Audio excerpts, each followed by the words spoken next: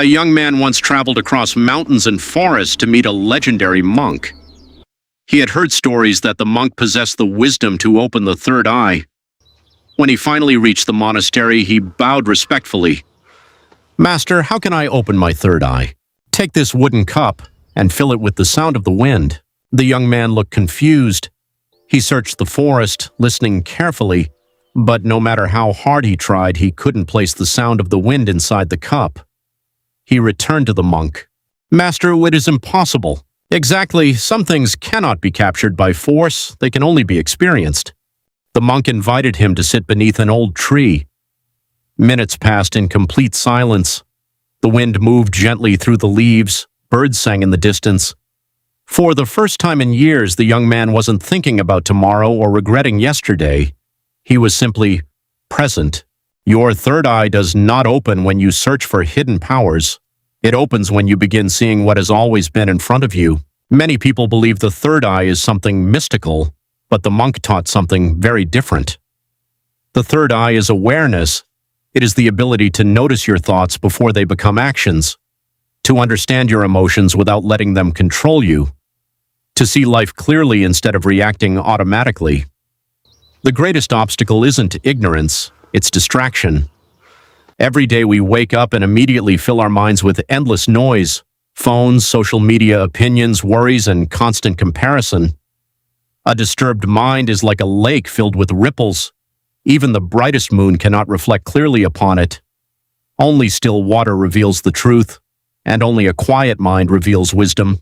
When your mind becomes still, creativity begins to speak. Think of an artist staring at a blank canvas, a musician sitting quietly before touching the first note, a writer watching the rain before writing a single word. To others, it looks like they are doing nothing, but inside, their minds are listening. Mindful creativity isn't about making something perfect. It's about becoming fully present. When your attention stops chasing the world, inspiration quietly arrives. One afternoon, the monk walked with his student through the forest. They stopped before two trees. One stood tall and perfectly straight. The other was twisted, scarred, and bent by years of storms. "The first tree is beautiful. Look closer." The student noticed birds nesting in the twisted tree. Flowers surrounded its roots. Travelers rested beneath its shade. Despite its scars, it gave life to everything around it. People judge beauty with their eyes. Wisdom sees with the heart.